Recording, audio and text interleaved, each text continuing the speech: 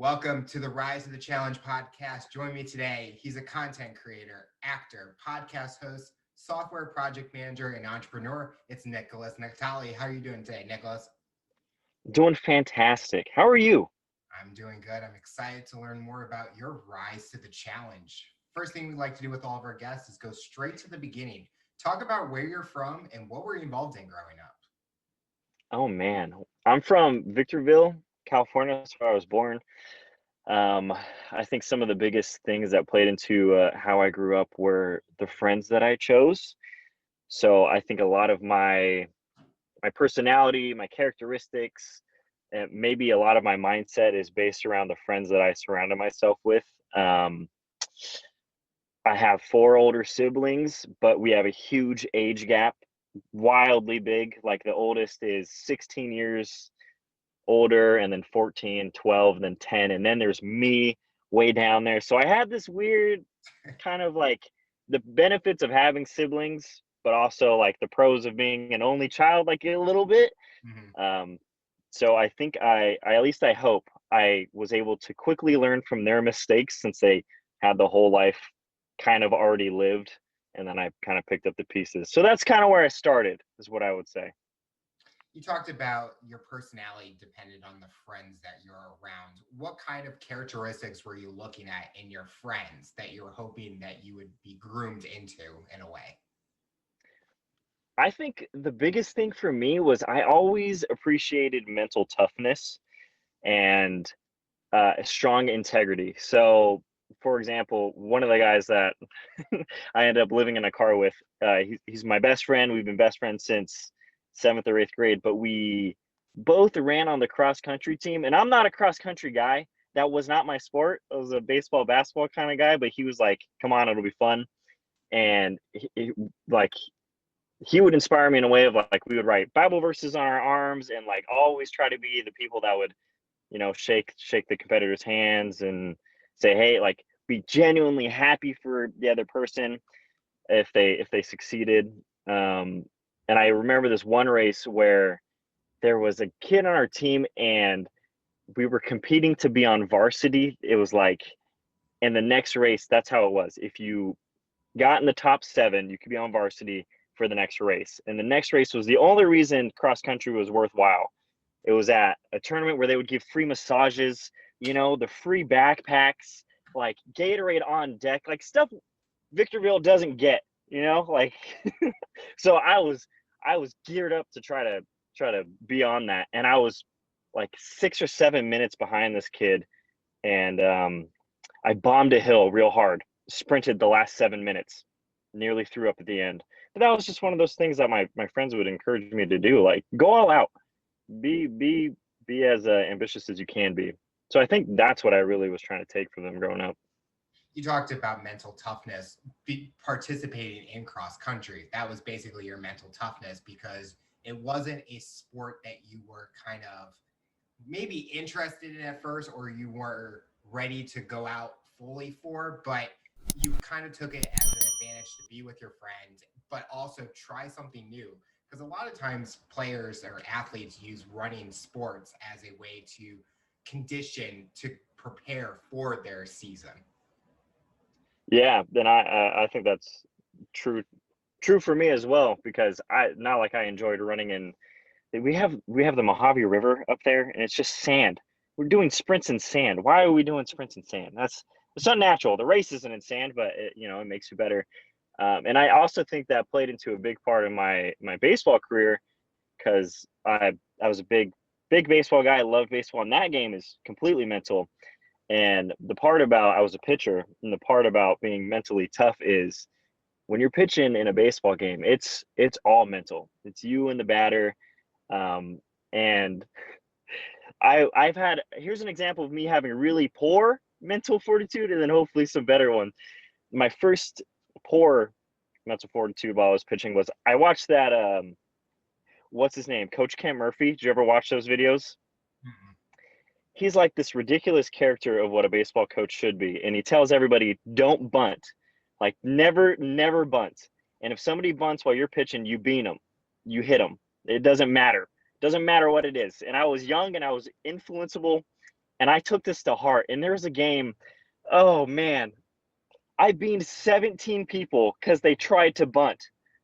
I threw the ball at 17 kids, and we lost. We got blown out because they figured it out every time they tried to bunt, and it was terrible. It was a terrible example of being mentally strong. But on the flip side, I think, in the game of baseball, there's like if you're in a rhythm, they're trying to get you out of your rhythm. So I remember times where there would be batters up there that would tell the umpire to freeze the game, hold on, they'll step out of the box.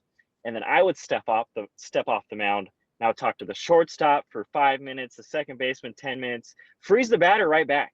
And that's I feel like that's part of the mental toughness that kind of comes into play. Like if someone or life is going to give you something that you're not prepared for, or they're trying to get you off your rhythm, you stick it right back to them, or in the most kindest and integrity way possible. But you don't back down from when something challenging is going to come at you. Talk about any motivations or inspirations you had growing up. Did you have like an idol or someone that you inspired to be, or something that you wanted to be? I think my biggest influencer growing up was my brother. He stepped up. My dad had a weird, interesting play in my life where he wasn't there all the time, but my brother really stepped into that role, and he was a man of actions for sure. So like when it counted to be there, he would be there. He was always generous and willing to give. And I think the other big inspiration that I had was I spent a lot of time in the church, and I don't mean like I grew up in the church. I just mean, like I said, my friends grew up in the church, and I wanted to be with my friends. And I was always inspired by the selflessness of it and how people could utilize their skills for the sake of others. That was always really inspiring to me. So I always wanted to find out what areas of my life were my strongest suits that I could then hopefully influence someone to have, maybe more inspiration, more motivation, or just get through the day. I think one of the things that I went through, and I'm going off here, so we're doing it. One of the things that happened to me while I was growing up is I had this, I don't know what the right word is, spill, this time where I became really, really depressed. And I'm sure many people have probably faced something like this, where I had a pastor that was kind of mean to me and not very kind. And I was very young, and I was like, man, this guy's a hypocrite. I don't even know if I want to believe in God anymore. This is what it looks like. And I fell into a depression, and suicidal, the whole works. But once I was able to find a way out of it, like that was a whole nother motivation for me to be like, okay, I'm sure other people also deal with these emotions or challenges. And if I can do anything to give back, to give to them, to get through the day and share something with them, I'm going to try to do it. I'm going to try to figure it out, and I'm going to give it to them. So how did you get through that depression? Was there someone, or was it kind of a challenge in your mindset and being able to break through those barriers? Alex, you're a great question asker. I swear, you got it going on. Uh, I think it came down to a decision, honestly, because there's a point where you kind of have to ask yourself, is this the life that I want to live? Do I want to be a part of this world, or do I not? And what does that look like? And I'll tell you why it came to that decision for me is because I was in the middle.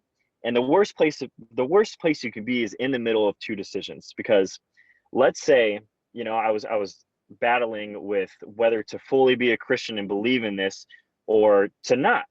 And like, do I go for simple temporary pleasures because I can get joy quickly, whether that be an escape of alcohol, drugs, whatever it may be, or do I even go for, the other side of salvation, which is more eternal, long-term joy?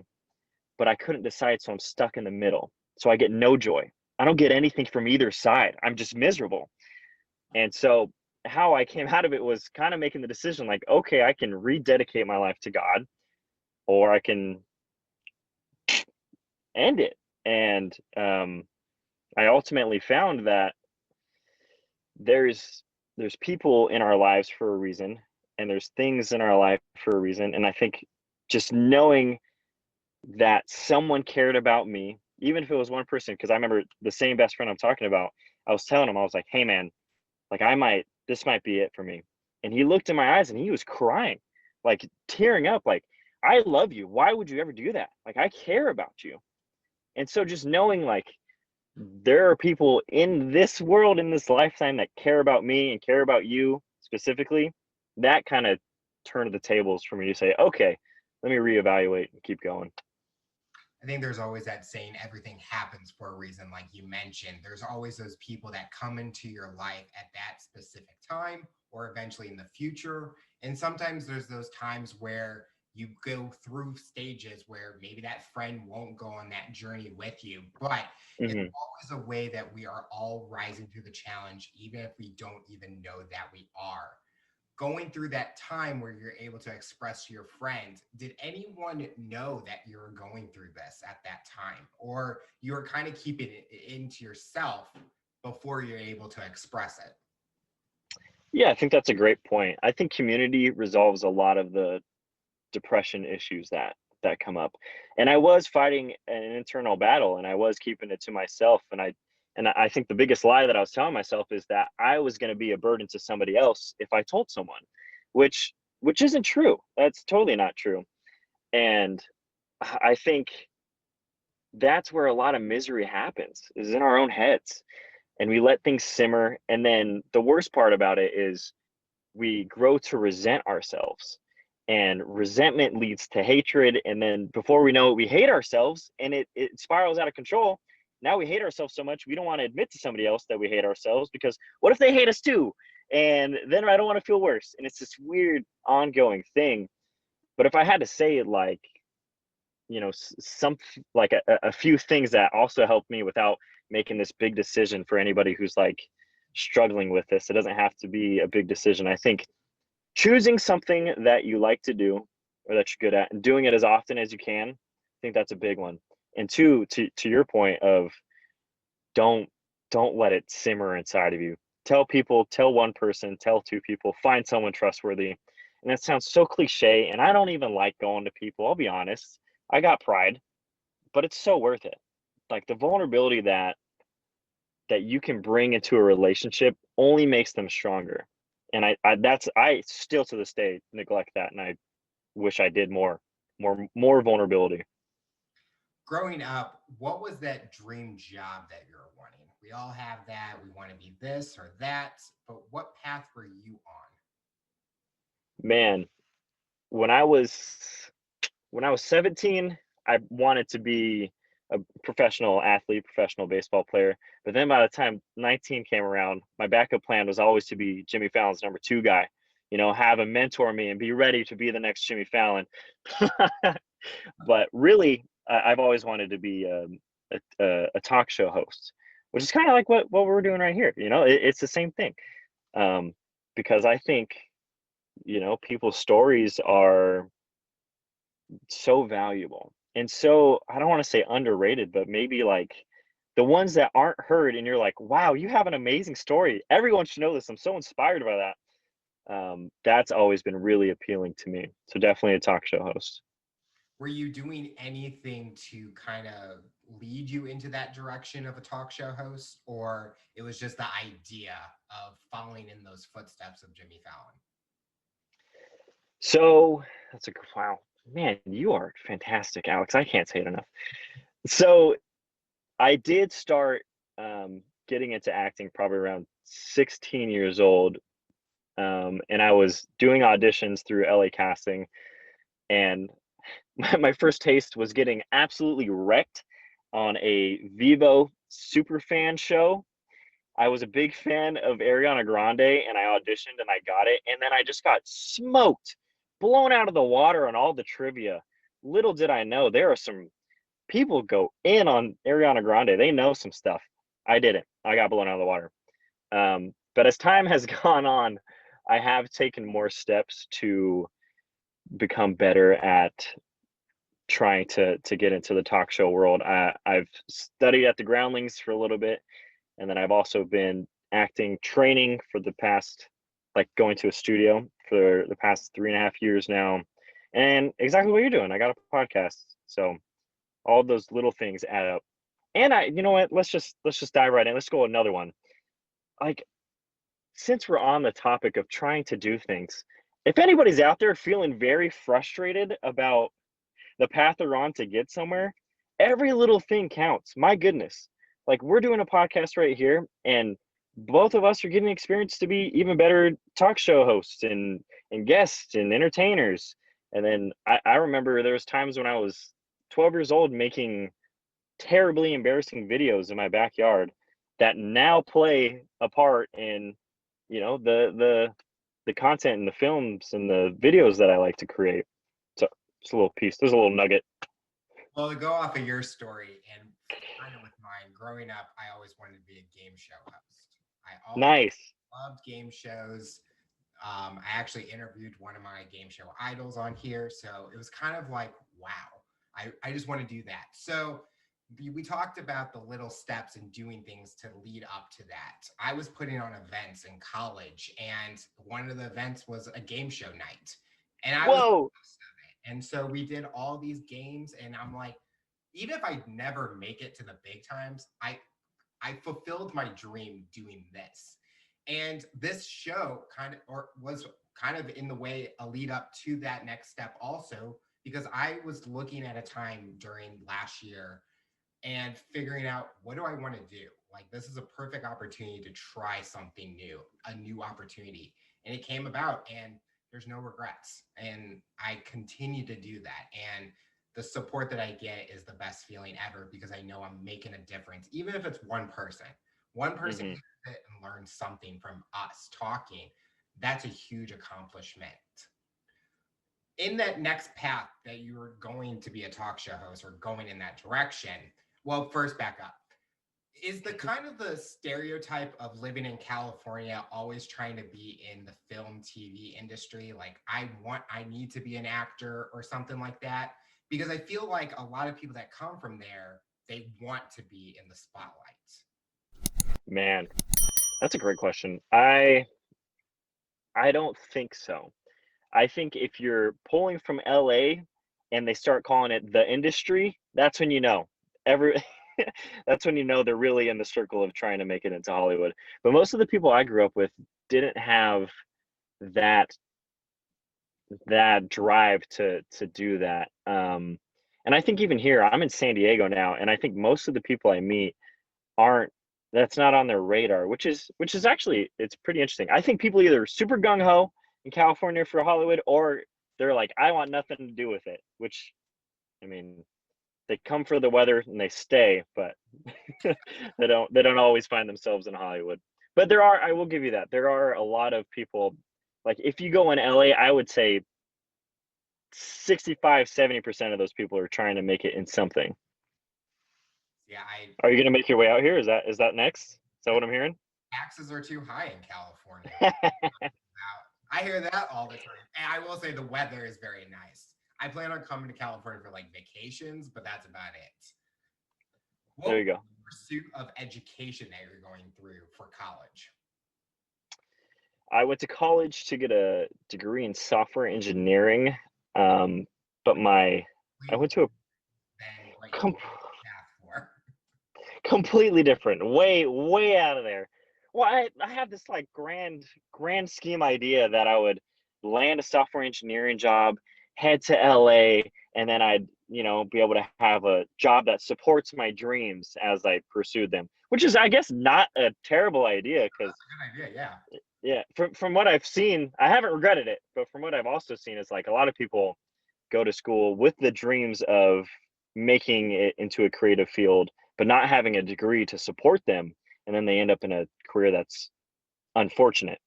Um, but I went to Cal Baptist to get a software engineering degree, and it was super expensive, so I had to double down extra hard. And as soon as as soon as I found out how much the tuition was, I was like, okay, I need to graduate early. I can't be staying here for too long. This is intense. So I So I started doubling down, and I 18 units the whole semesters, and I got out of there with 3 years, which I'm pretty stoked about. Um, and then I still had 60K to my name, which you try to win them and you can't win them all. Let me tell you that. The reason for you going to try to get it done early, was that the mental toughness of knowing what was going to come next once you got that $60,000 piece of paper? Oh man, I think I think that's some of it. I think like the whole podcast, Rise to the Challenge. I think I wanted to feel challenged and like, can I do this? Can I get done in 3 years? Like I know it's a hard, difficult major, but can I just bang it out real quick? Like I want to know. And then the other thing is, I was hearing horror stories of the debt that people accrue, and I was like, I want this college experience, but I don't want to have to pay something for the rest of my life. So I was trying to get in and get out quick. But to your point, I do think there is a lot of that. And my two closest friends, they went to the same school and they're a year earlier. So all the more incentive for me to have a reason to graduate early is to graduate with them. So I had a lot of incentives pushing me toward doing it. But I definitely will say having the mental fortitude to actually put it into play was crucial, because it's like, who wants to take 18 units every semester? No one. That's not, who wants to do that? So yeah, it's definitely the mental fortitude part of it. Did you have any challenges with college? Were you doing things outside of going to classes, or were you just focused on the schooling basically? I feel, man, now that I'm thinking about it, I feel like I'm kind of a workaholic at this point. Jeez. God, I'm gonna have to go to therapy or something. Um, I was doing more. Most of the time I had one, if not two jobs, and then an internship going at the same time, which was not, it was good. It was great experience, and I was at the age where I could do it with enough energy, but I was not sleeping like I should really. But yeah, I ended up getting my personal training certificate. I worked for this like marketing firm for a little bit. I was a web developer for big church for a little bit, and the only thing I remember about that internship was I would bring huge tubs of spaghetti, and the guy next to me, he was old, he would turn around and say, "Spaghetti again, huh?" Only time I talked to anybody the whole internship was him asking me about my spaghetti. So I did a lot, and I think it was all worthwhile, because it eventually led to the job. But yeah, I think, you know what, I got some really interesting advice on my way out of college that has kind of resonated with me. So I was applying for jobs, as you do, graduation's around the corner, trying to get prepped on it. And I remember going into my career center, and I was always in there trying to get my resume, looking spick and span. And I was applying for jobs, and I felt like I was doing a lot. I was applying to 100 jobs a day. Yeah, about 100 jobs a day. And I went in there and I was like, hey, like I feel like I'm gonna get a good degree, my GPA is good, but I'm not getting anything. I'm getting nothing. And he goes, the head of the career center goes, well, how many jobs are you applying to a day? I was like, about 100. He said, come back to me when you're doing 1,000 a day. And I was like, oh my gosh, what in the world? 1,000 jobs a day? That's insane. And I don't know if he said that to me because he knew I'd be like, oh, I got to do 1,000 now, or if it was like genuinely he would have said it to anybody. But I went back and I pounded, I think, 3,700 job applications by the time I was done. I only got like 30 callbacks. Just terrible ratio. But the on the theme of mental fortitude, that was some advice that has definitely stuck with me, because with anything like even with my own podcast, I think about, like, how many podcasts you put out a week? I'm like, oh, I'm putting out, one, put out two, or like, or how many guests are you reaching out to every week? And I'm like, oh, maybe like 30, 35. What if you did 100? And I feel like that has really, really stuck with me, for better or for worse. But I was really challenged by that. See, the problem is if you reach out to 100 and then they all say yes, now you're trying to book 100. All want to be on now. And I've had those moments. Like, there's been times where I'm putting out two because I get so many, and I'm like, I want to do them and keep me busy. And Yeah. the podcast has always been something happy.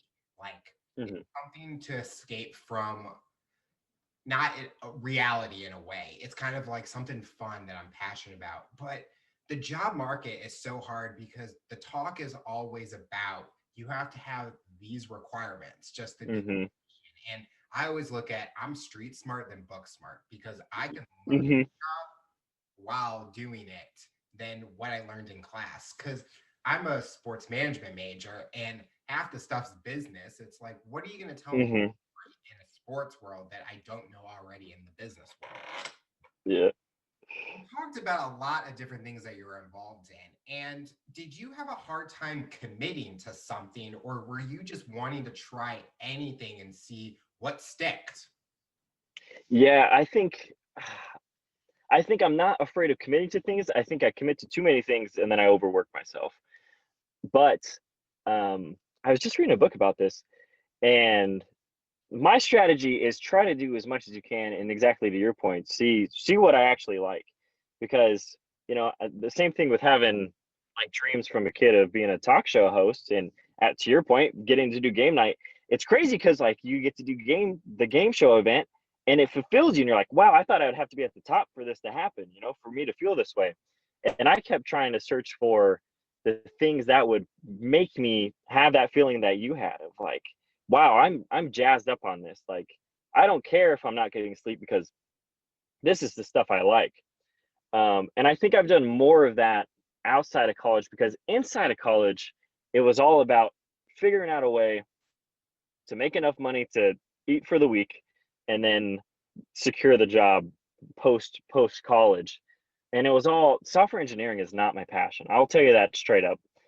like like interacting with people is key to for me to either feel alive and feel like I'm making an impact on others, and software engineering doesn't always have that. But as far as trying everything and making things stick, I almost think that's a necessity. And I think more people should not be afraid of trying to do that, because what do you have to lose? The more things you try, the more things you might like, and that's a good thing. And then you can actually go down the path that you would really truly believe is meant for you. Because I think those rare cases of, the child prodigies who came out and they were playing piano since 6 years old, and now they're writing symphonies. I don't know if that's how music works. I'm just throwing it out there. I imagine that isn't the normal path for everyone. Not saying there is a normal path, but I imagine you have to try things out to see what you actually like. And we can't be afraid to do that. And even in some of my group that I've, seen around in my same age, they're afraid. They're afraid to try new things because they're afraid of being seen as, one, either as a person that doesn't know what they want, or two, feeling dumb for trying something new. That's silly. That's not a good way to live life, right? Have fun. Go for it. So post college, you talked about from going from that internship to a full time job. What was the mindset you were going through getting that job? And talk about that journey at that position. Mm, man, the mindset I was going for is find a good job that's going to be sustainable long term. And the other thing I really wanted to get right was, it wasn't about salary for me as much as it was about being at a place I actually wanted to be at. Because software engineering has the potential to be lucrative right out of college. And I saw offers my friends were getting, and they're getting, $75,000, $80,000 offers. And most of the ones I was going for were, low 60s, 55, because it was more like either supporting a cause or the culture of the job was more beneficial for knocking it out. As far as the steps I took in order to land the job, I reached out to my career center. If you're in college, do that.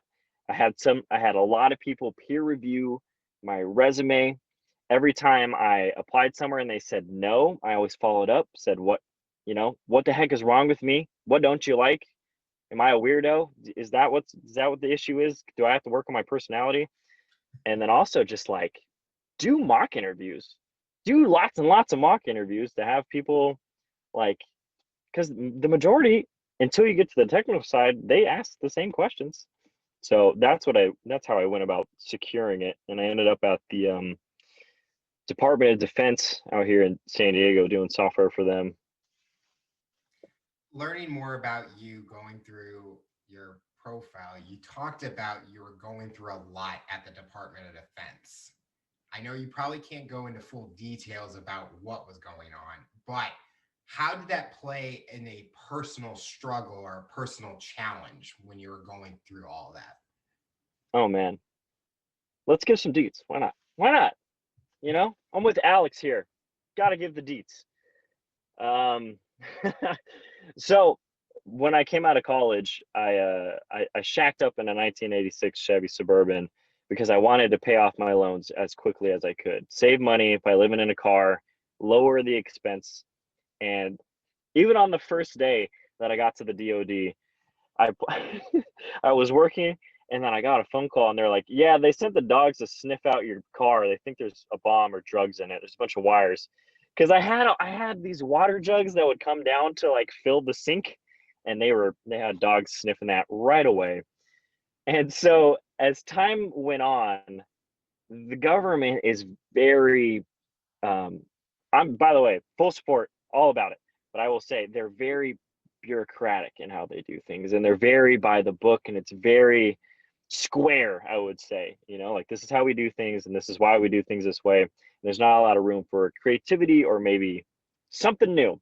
And a guy living in his car is something new. And I did not admit it to anybody. I never said a word.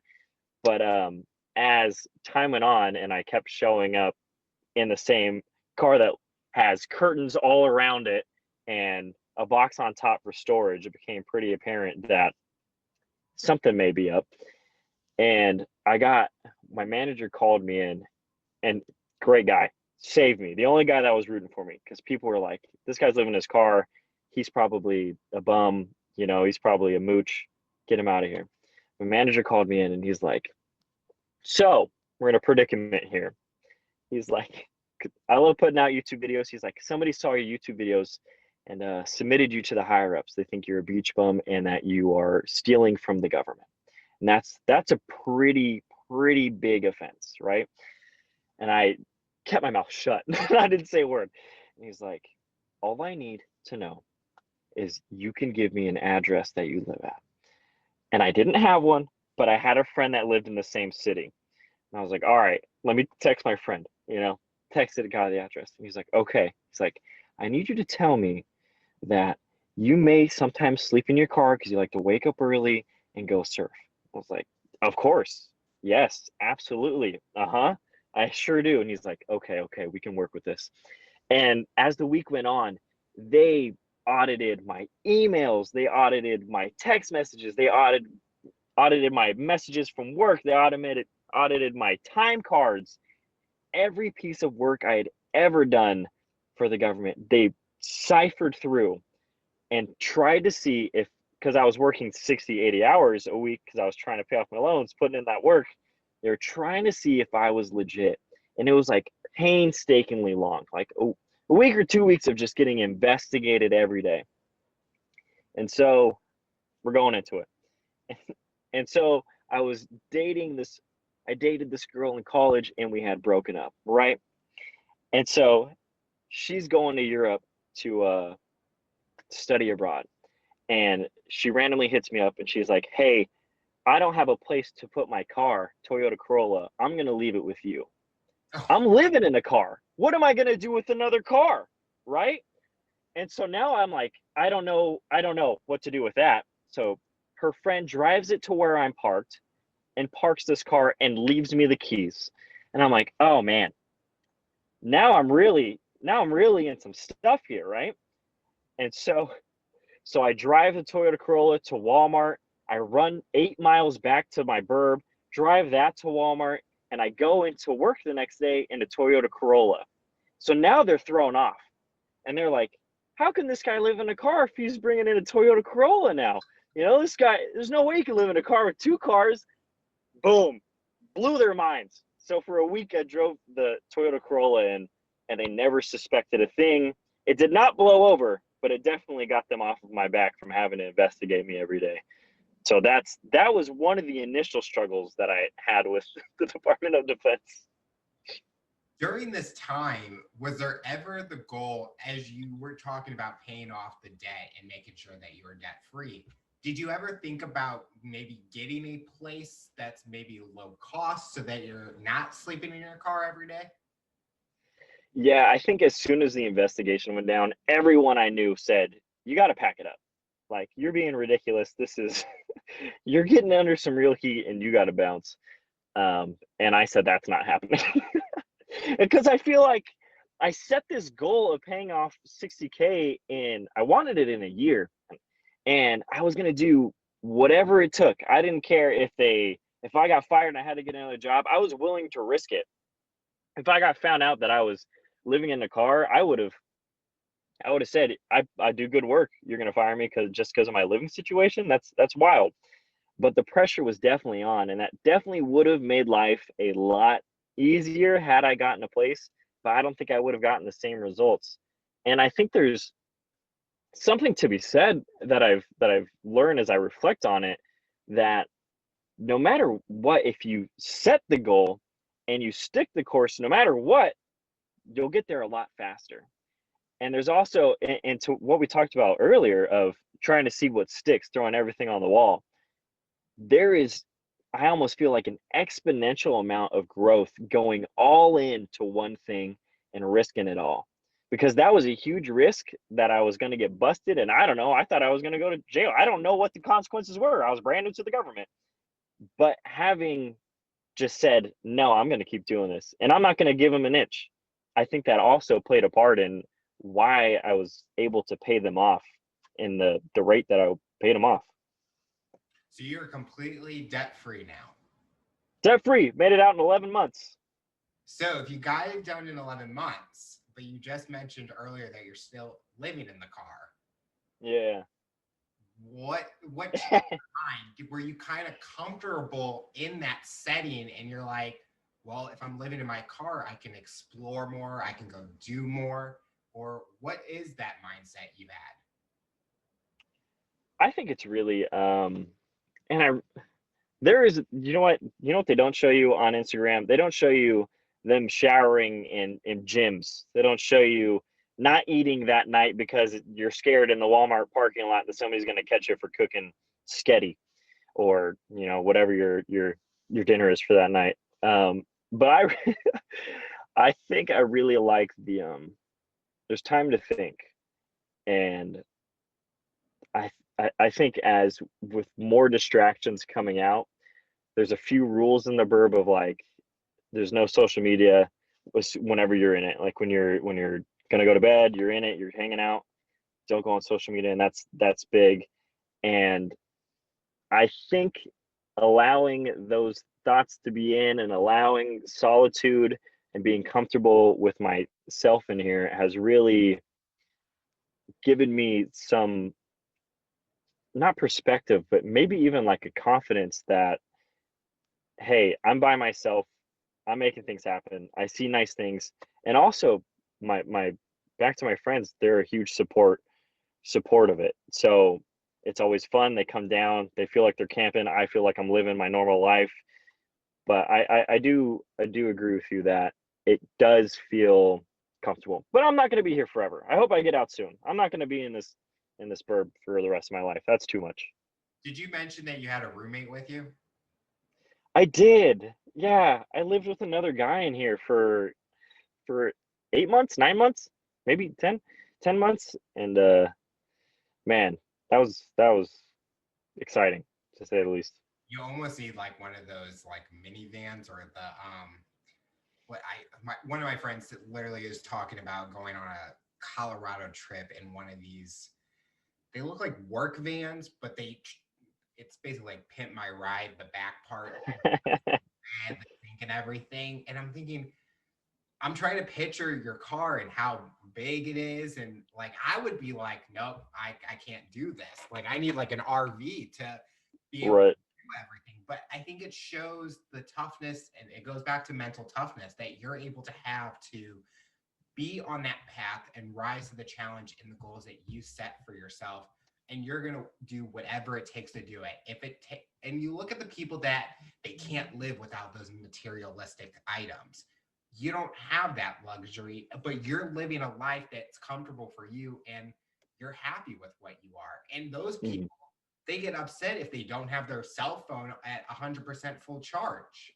I'm upset, but I'm simplistic and trying to use things in multiple ways. But it just shows how society is nowadays, where I think people want everything, but when they get it, they don't use it, and it kind of goes to waste in a way. Yeah, and to your point, like I think something that has been crucial of not having too much material close to my heart is gratitude changed for me. Like gratitude changed a lot moving into the verb. Like all of those things that you mentioned, like having my phone at 100%, like I was more concerned about like, hey, I haven't called a couple of my friends lately. And now I like since I'm thinking about them, I'm gonna call them and I'm gonna say, hey, I appreciate you. Or even in the midst of that investigation, I was like, I'm really grateful for this experience. I'm really grateful that, I'm getting a steady paycheck that's helping me reach my goals. Like it is the weirdest thing when we change from a mindset of lack of to like I don't want to say too much, but like just being grateful. And I think the weird misconception that maybe a lot of like entrepreneurs or super ambitious people face is that being grateful means you're content with not progressing. And I think those are very different things. I can be super grateful for being in the burb, getting to talk to you, just being alive, taking a breath, and still want more for my life. I think that is a fine thing to do. It's not an either or. You can have both. And I think that's like a little missing piece that some people miss out on. To talk about your show as a podcast host, what's the theme and what's the mission you're trying to share with the listeners? Ooh, I think the tagline is to encourage, educate, or entertain. So you're going to get one of those three every time you tune in. And a lot of it is trying to pick the brains of people that are much smarter than me, that have way more expertise and can shed some light on most of the problems I have in my life, or in business sense, usually what it is, entrepreneurial. But I don't think I've ever said this out loud or in any podcast before, and maybe I would love to hear your strategy on this. My strategy from a host perspective is always making the guest like feel good. If the guest feels good, I always feel like the episodes are much more valuable for everybody that's listening.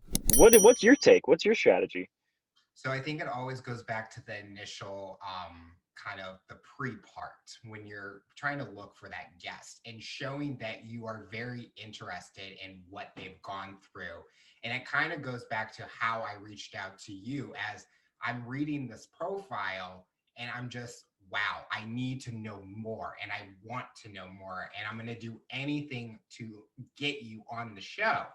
And I think you start with that. And then when we're emailing and you're so pumped, it gets me more excited because you're excited to be on and be able to share.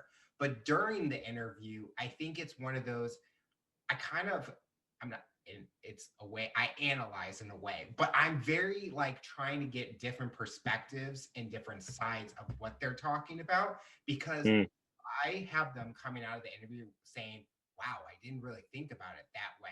To me, I did a job in a way without knowing their story in full. So just being engaged and asking those questions and wanting to learn more, I think it's the best way to make that guest feel important and special for that certain amount of time they're on. I agree. And you do a killer job of it. I'll tell you that right here, right now. Amazing. Yeah, I guess the thing I would say is if somebody's coming to listen to the show, they'll at least know that all, like you're saying, all the prep work and all of the intentionality, and that's the thing I would never want for my show is to someone feel like, oh well, they kind of just threw that together. I didn't really feel like there was a lot of thought before that. Like I really want someone to listen to the show and be like, wow, like you're saying, they did the prep work. They really engaged with the guest, and they really tried to get as much value from them for the listener, and also like give enough to the guest. So yeah.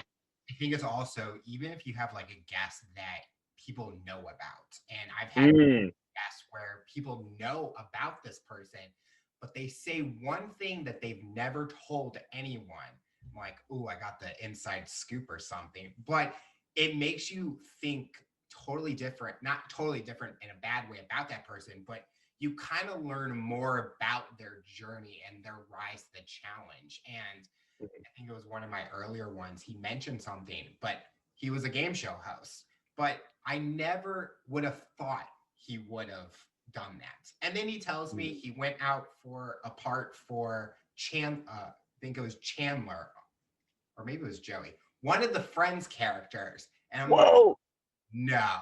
And it blew my mind. And it just made it feel more special. Like he was not saving it for the show, but he wanted to make it special and for people to watch. And I think it's just obviously the guest is the important factor, but also you have to kind of have that fun conversation. If it's just one sided, to me, a listener is not going to enjoy it. It's basically a monologue in a way. That's why I've never made Yeah. an episode. Well, I have done an episode where it's just me talking, but no one likes that. I mean, I didn't even like it at first.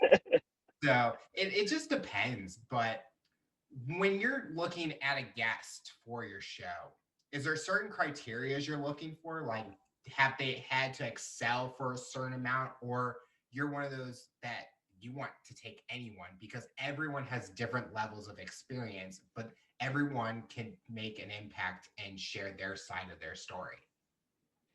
Yeah, I think something that I've always tried to hold myself accountable to is be willing to interview anyone. And I mean that in regards to like I think like there's parts of like very extreme religious people that have tendencies that don't want to be involved with, someone who's been in a particular industry or something like that. I never want there to be a barrier or a line in the sand of like, okay, I can't talk to that type of person. There is no that type of person. I want to talk to everybody. That's a crazy story they have. And as far as criteria goes, I think, I mean, your podcast is the perfect theme for it. But anybody that's gone through something and has a perspective on either life or how they do things. And I think even I would say even experts in things, whether they don't have to have a story of, they went to college, but then they got shot and then they turned into a doctor or something like that. It's like even the hard work of becoming an expert at something. I want to know about that. I want to know how your strategies to get there. So maybe that's another thing is like they have found something that works for them that might work for other people. And I think something that I've seen repeatedly, and at least in my research, is at least when I try to do my research, I like seeing patterns in people. Like I like seeing like if somebody, because Facebook, man, people posted a lot in seventh grade, eighth grade, and they don't remember those posts. I love digging those up. Like if somebody posted, "Oh, coach was the worst today. I'm so mad," and then in 11th grade, they're like, "Coach is an idiot. He should have put me in." And then they played college ball or whatever, and I could come in with a question like, "Hey, seems like you've always had a hard time with authority. Where do you think that stemmed from?" That's a way better question than "Heard you didn't get along with your coach." And it's like I think patterns in people are also really, really fun. But as far as criteria goes, definitely somebody that has a perspective on something or they figured out something. And I also think that there's a lot more than what it says on a piece of paper or in a bio. And I think that's where you're able to learn even more. And why did they say that certain thing on that bio or on that piece of paper? You talked about your dream was to be Jimmy Fallon's stunt double, or in a way, kind of. Have you been still pursuing that path? I have, and I think the podcast has definitely contributed in like getting the interview skills down. And I've made the YouTube channel where I did a lot of interviews. And then just this past year, I've dedicated a lot of time to understanding the craft of acting. My goodness, that stuff is that is a lot harder than I anticipated it to be. It is a very vulnerable craft. Oh my gosh. You're on stage with somebody and you have to like emote. And I don't know about you, but emotions aren't always that fun for me to bring into life, whether it's fake or not. And I feel like I've spent the last year of auditioning a lot and getting really small gigs, whether good or bad. But really, a lot of it has come down to like being open to being vulnerable in front of the camera, in front of other people. And I think that's even helped with podcasting or all of this stuff, because now when I watch TV shows, for me, I can really see which actors are connected, because the best actors, they're not faking it. And that sounds weird. Like everybody thinks, they're all faking it. They're just really good liars. I've changed my whole perspective on that. I think actors that can come in there and live as that character, if something, I just watched a show where terrible. I just watched a show where like the big sister accidentally let a toddler snort cocaine. Terrible. Yeah, whoa there. But she was, she cried her eyes out. Like you could see the pain on her, and I think there's a misconception of like it's falsified. But I've learned doing the dirt of it's not, like putting yourself in the shoes of like, what if I was that kid's big sister, and what if I accidentally gave him cocaine, and then what if that was my real life? How would I really be? That's what I've spent a lot of the last year trying to figure out. So I've learned a lot about empathy through it, for sure. Have you had any roles that people wouldn't, maybe like in a movie or a TV or on stage, that people would probably recognize nowadays? Or has it been very small and not at a high level yet? It's been very small and not at a high level. And I am okay with that. I think there's, at least in the acting world, there's half of the people that really want to be good at acting, and then there's the other half of people that really want to be, hey, I'm the guy from this, and you know me because now I have this fame and recognition, and that makes me feel like I am something. And I'm not saying they're not. I'm not taking that away from them. But I will do small projects until I am ready or feel like I am at a point where I am not embarrassed to show somebody, hey, I was in this. I have a few films that I hope never see the light of day. I do. I hope nobody ever pulls them up and looks at them, because I'm going to be embarrassed, and that's the day I'm going to croak. But with that also being said, there isn't a single industry out here where someone isn't going to start something and be amazing at it. Like you can have natural gifts and tendencies, but you'll never be perfect at it. You'll never be the absolute best. I would say even first 3 years you try. I think almost all learning takes about maybe 2-3 years to really till you're finally getting something under your belt. And I think that goes with being an athlete. You look at these athletes out there, yeah, it could be their first season, they're doing so well, but that's not the first time they're playing that sport. All Yeah. years leading up to that. And I think it's, and definitely in your kind of space with content creating, YouTube, podcasting, I think a lot of people, they don't know what happens behind the scene. They only see that final product. And Hmm. when we're behind the scene, we're always learning how to get better. Even with acting, you're trying to get better. What can I do differently? Getting that advice from someone. And I think that's the part that I feel people need to know more about and show. And if athletes do that same thing and say, oh, yeah, I don't have to go to the gym, I don't have to facility, I think kids, even younger people, are going to listen to those words and be like, oh, I just have to get out there on the field and I will be a star. But no, Hmm. I think if these people are being real and authentic, I think more people will show the hard work it takes to get to where we are today. And I think that is basically what we're missing right now. And in the age of social media, we only see that final picture, but what happened 2 minutes before that picture was taken?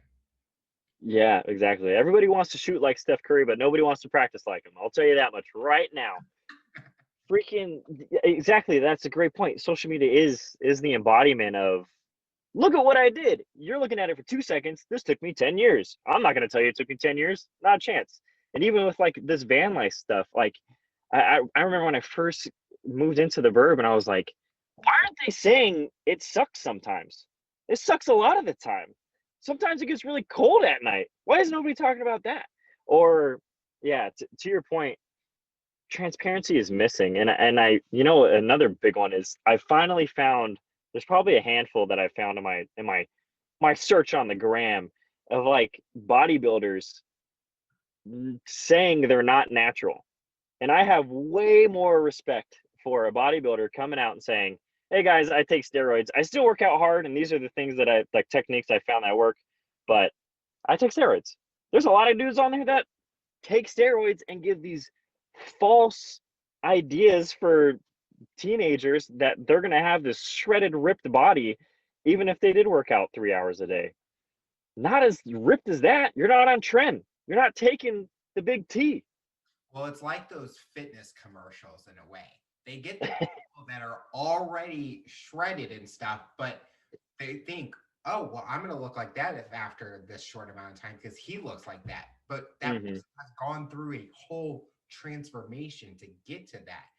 And it's the fitness industry is just the hardest part because it's all basically they're showing what they're doing now. People think, oh, I'm going to look like this. But then people are like, well, you lied to me. Well, yeah, these people have been working out for 10 years and they finally, their work's paying off in a way. Yeah, and I've seen a lot of it with entrepreneur content, and that's been frustrating me. Like nobody's business.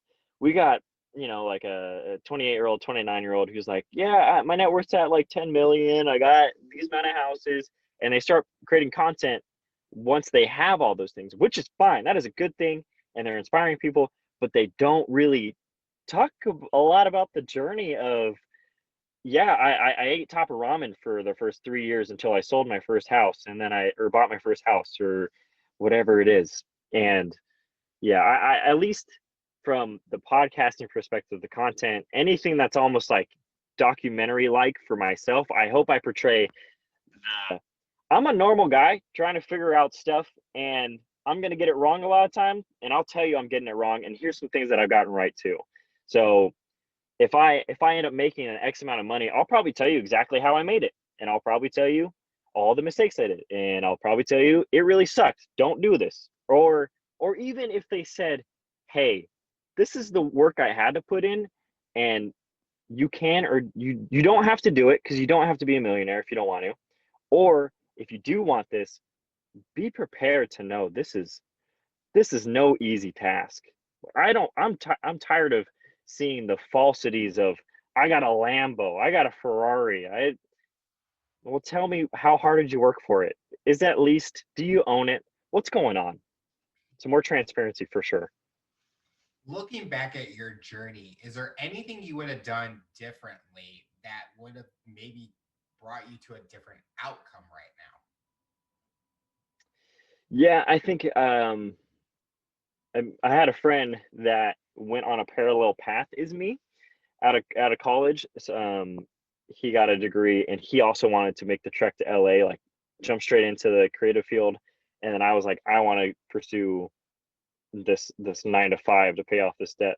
And I think that could have been a route I could have taken. I'm not saying it was better or worse, but jumping straight into the industry all in, and the only thing I would have ever known is the industry, which could have been to my advantage. I could have met a lot of people who were struggling like me straight out of college who grew to be great artists, actors, filmmakers, what have you, and that could have changed the trajectory for sure. However, in either one of those routes, I would have had to have gone all in without any fear. And I think that would have been the big difference in whether that would have been a successful, if not more successful route or not. Because I'm sure that's scary. I'm sure that's a really scary thing to do. We haven't talked about family support, but we talked about your friend support. How has your family been with your journey so far? They've been very supportive.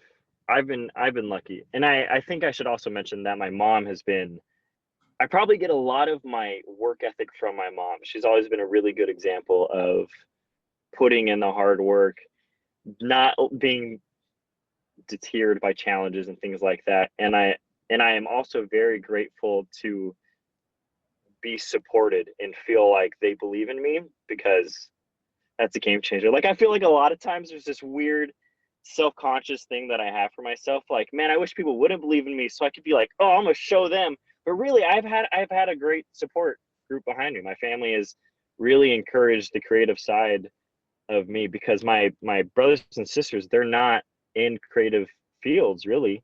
Um, and they don't they don't say it as though, you're in a worse position for long-term success XYZ. It's always been like, yeah, like, we think you can do this. We're here to push you forward. So I haven't had any problems with my family on that end, thank goodness. Talk about, what does the future look like for you? What are you hoping to accomplish in the next few years, personally and professionally? Ooh, I hope to put out a personal finance course. Uh, I mean, I feel like I finally have some stripes. Is that what they say? Is that what people say for credits? I got stripes to my name. I don't know. I feel like I finally have some expertise. I've heard That's like not what I'm saying. scars or something, but I'm thinking battle scars. That's like you went through like the trenches and got there. I got the war. I got the Yeah. You get what I'm saying. I'd like to put out a financial course for people to take that are hoping to get out of debt and get some financial freedom.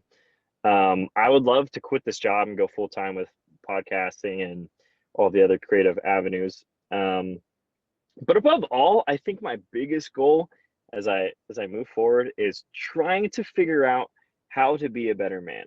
Because as I've stated this whole time, and I'm sure it's apparent to everybody, workaholism has is is it takes a big sacrifice.